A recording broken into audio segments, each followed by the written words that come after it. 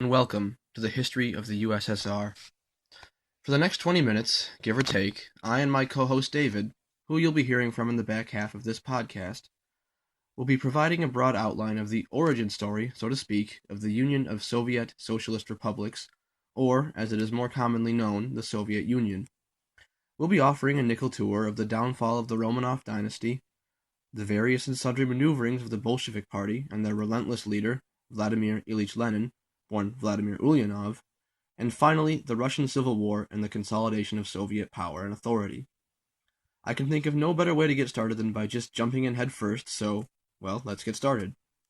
Any analysis of the meteoric rise to power of the Bolshevik Party should probably begin with two distinct and concurrent factors. First, the disastrous outbreak of the First World War, and second, the relative weakness of the Romanov dynasty under Nicholas II, the last Russian Tsar. It is probably worth mentioning that these two factors are each heavily influenced by the other, but to save time, and to keep my unnecessary rambling to a minimum, we'll take a brief look at each individually. It is not an exaggeration to say that the Russian military had been having a bad couple of, decades prior to World War I. The past 60 years had seen a series of humiliating defeats for Imperial Russia. The Ottomans and their allies had stomped the Russian military during the Crimean War of 1854, and the Japanese had extracted embarrassing concessions with the Treaty of Portsmouth after thoroughly knocking them around the Pacific for good measure in 1904. Both of these conflicts could themselves be the subject of an entire podcast series, but for our limited purposes, it is sufficient to say that Imperial Russia's ability to project power within its sphere of influence had greatly diminished prior to their disastrous entanglement in World War I, an entanglement which, I should add, in no small part convinced the Russian people that perhaps a new political order was, well, in order. Conservative estimates place the total loss of Russian life at 1.7 million over the course of World War I, a total which was the result of a simple but lethal imbalance in both tactics and weaponry between the well-equipped and trained Central Powers, Germany and its little cousin Austria-Hungary, and the poorly led Russian Imperial Army, an army which was, at least at the end, led personally, and foolishly, as we shall see, by Tsar Nicholas II himself. What are we to make, then, of the last of the great Tsars of Russia? The Tsardom as an institution had existed more or less since Ivan the Terrible proclaimed himself the Tsar of all Russias in 1547. Yes, Russias, plural. And, like any hereditary institution, a wide variety of men held the position before Nicholas II's ascension to the throne, each with varying degrees of success. Is the responsibility for the collapse of this centuries-old institution solely on Nicholas II's shoulders? Well, it is fair to say that among all previous Tsars of Russia, Nicholas II was possessed of the sharpest streak of mediocrity. It is perhaps too easy to lay the blame for the collapse of the imperial state apparatus at his feet alone, however. By all accounts, Nicholas II was an adequate father and considerate husband, and, had he been born to another life, he would have made an excellent middle manager in a quiet Russian office somewhere. But such was not the fate of Nicholas II. Nicholas was cursed with an interesting life, which he had no choice but to experience in interesting times. Any casual observer within the Russian imperial government, if there ever were such a hypothetical person, would tell you that Nicholas's political instincts were tragically unhoned. Everything he touched quickly escalated into trouble beyond his control, and the nice, quiet anxiety he seemed to be perpetually seeking was always just out of reach. One particularly egregious example of this can be seen in his bungling of the affair which aptly came to be known as Bloody Sunday. In January of 1905, a Russian Orthodox priest and labor leader named, and please forgive my pronunciation, Georgy Gapon, led an estimated 120,000 workers on a march to the Winter Palace, where they planned to hand a workers' petition to the Tsar in person. Now, seeing as this is the history of the Soviet Union, you might expect a document referred to as a workers' petition to contain any number of radical provisions in favor of socialistic reform. And you would be right. Well, I should clarify that statement. You would be right if you thought things like an 8-hour workday, no unpaid overtime, and the installation of a minimum wage were radical. Yeah. The workers who organized this march were not exactly calling for the death of the bourgeois. Unarmed and marching with an Orthodox priest at their head, as they were, Any seasoned political operator might reason that this group of workers, carrying religious icons, Russian flags, and even portraits of the Tsar himself, probably posed little threat to the Tsardom, but, as I have established, Nicholas II was neither seasoned, nor political, nor even much of an operator. He and his advisors fled Moscow and left the situation to his Imperial Guard, who, of course, as Imperial Guard are often wont to do, proceeded to shoot at peaceful demonstrators who, again, were not exactly storming the Winter Palace. While Nicholas wasn't there personally, he did get the lion's share of the blame anyhow. Oh, Nicky, leave it to you to turn a decent photo op into a political nightmare. We've seen now the various political and military failures which have led up to Russia's entrance into the First World War. It is not hard to see that things are, and have been, pretty crummy for the Russians to this point in time. As Russian casualties continued to mount, Russian equipment continued to break down, and Russian commanders proved themselves incapable of leading a horse to water, let alone making it drink, it is only natural that Nicholas II would think it wise to personally take command of his military. Now, as I said before, Nicholas's political instincts were not great, and this not greatness predictably extended to his military endeavors. Suffering defeat after defeat, it dawned on him far too late that each loss cost the Tsardom precious legitimacy. It was not terribly long after Nicholas had taken the reins of the campaign against Germany that he realized leaving his people leaderless at home in a time of crisis and starvation was probably not a good idea. But by then, it was already too late. In February of 1917, army officers and the police in Moscow sided with the rioting civilians, and Nicholas was forced to abdicate. Abdication for poor, unlucky Nicholas II proved difficult, like everything else in his life to this point. Initially, he wanted to leave power in the hands of his son Alexei. However, the boy's youth and ill health precluded this idea. Alexei's coronation would also mean that Nicholas would have to leave the country, and he was unwilling to leave his son behind.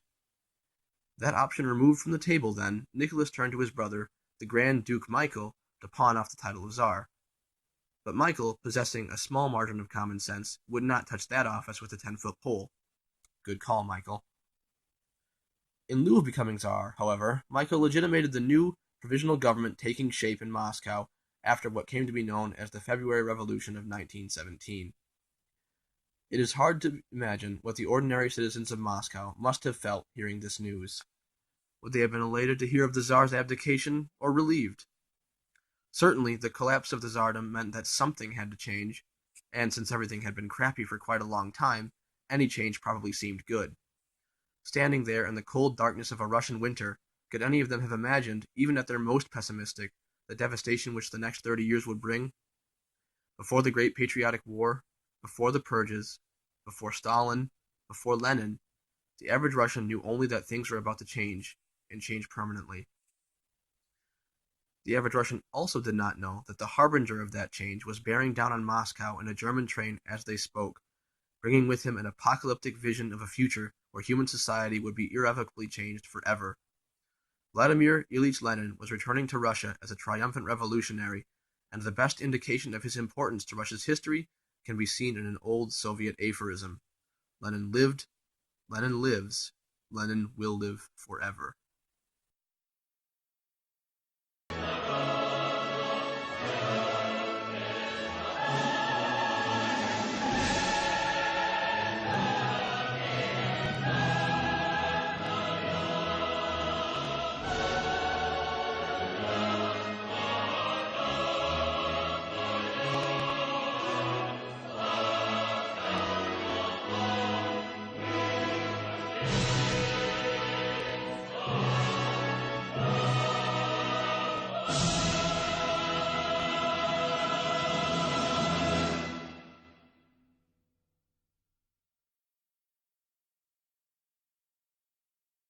So let's have a conversation between you and me, between listener and narrator.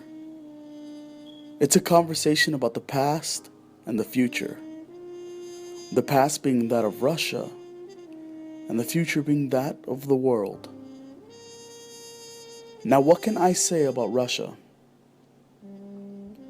The place that would become the Soviet Union before being Russia once again. Russia is a cold place that breeds cold men, hard and sometimes vicious, determined to do whatever they need to do, whatever their cause happens to be. One of these cold men went by the name of Vladimir Lenin, the first comrade. Now let's you and me sit together and figure out what this Lenin cat is all about. Now Vladimir Lenin was living in exile when Russia was transformed forever by the February Revolution. It wasn't until April 3rd, 1917 though, that Lenin arrived in Petrograd at the Finland station, taking a train home at the end of his exile. He was greeted by tens of thousands of Bolsheviks, with workers and soldiers alike cheering his return in a sea of red. Although Lenin was able to congratulate the Russian people on their successful revolution, our cat made a splash when on his return he denounced the provisional government that had taken over after the fall of the Tsarist autocracy.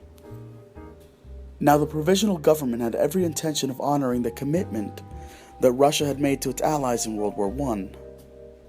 But our cat here disagreed. Lenin called for a new revolution, saying that the provisional government had not done its duty to provide the people with peace, land, and bread. It wasn't for a few more months that people began to actually listen. Peace, land, and bread actually sounding pretty good, as the war with the Germans continued to deprive them of all three. Now here's where it gets interesting. On the morning of October 25th, 1917, a new revolution began.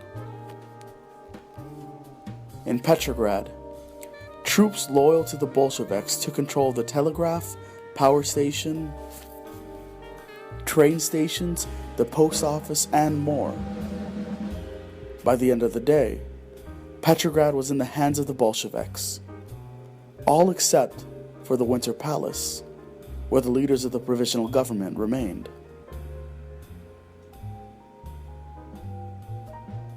Speaking of the provisional government, this was when Prime Minister Alexander Kerensky fled, and by the next day, the Bolsheviks had taken the Winter Palace.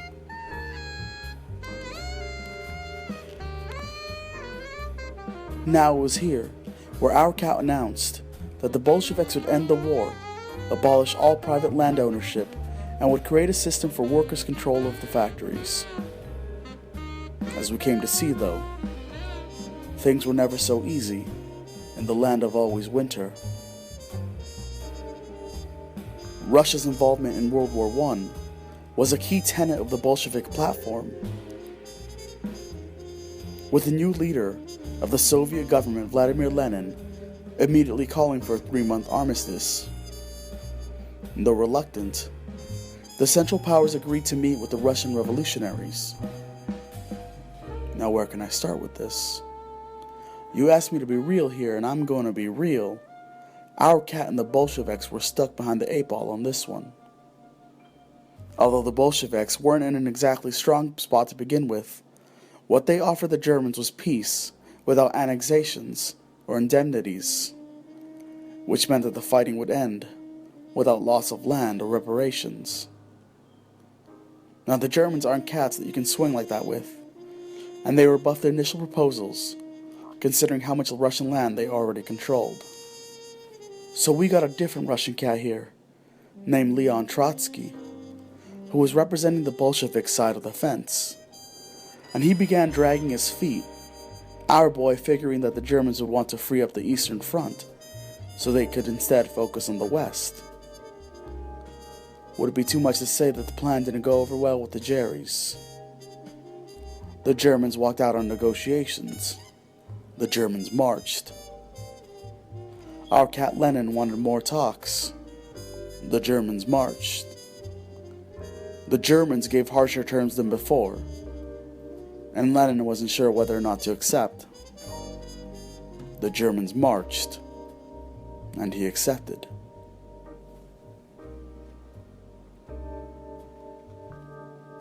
And you asked me about it before, and I didn't answer. But that was how the Treaty of Brest-Litovsk came to be. Russia ceded more than 290,000 square miles of land and around a quarter of its population. In addition, the lost territory contained approximately a quarter of the nation's industry and 90% of its coal mines.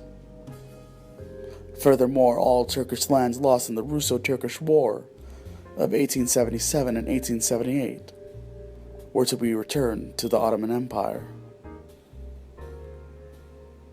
Although the Bolsheviks had claimed the political heart of Russia and controlled the Soviet-dominated government with what was now known as the Communist Party,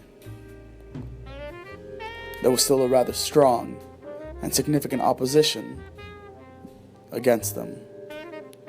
The Bolsheviks had succeeded in the October Revolution, but the true test against the Bolsheviks and their Red Army came in an army of a different color, the White Army, who opposed them politically and militarily, but also ideologically as well.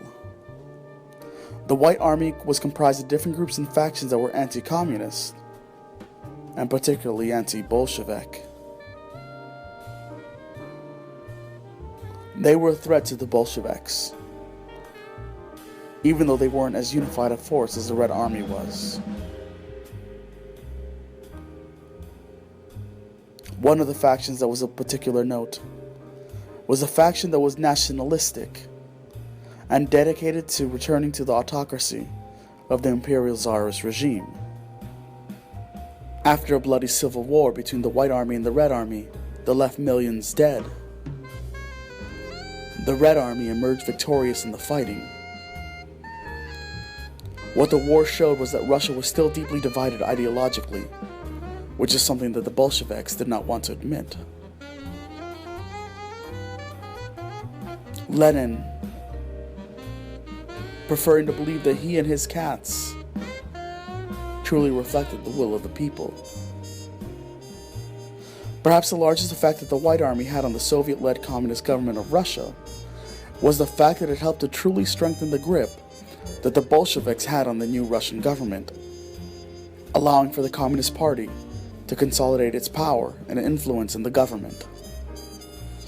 Although the Communist Party had indeed before used questionable tactics when dealing in politics, the Russian Civil War against the White Army had a lasting effect in the sense that it created a sense of willingness in the Communist Party to use coercion and violence as political tools. Now don't take this the wrong way, but it seems like it's about time for me to head out. It's always nice seeing you, but it's starting to feel a bit dreary in my little part of Michigan. It ain't no Russia, but sometimes it almost feels like it. Have a good one, friend. I hope I answered all your questions all right. We'll catch up soon enough and share another cold one. Good night and good luck.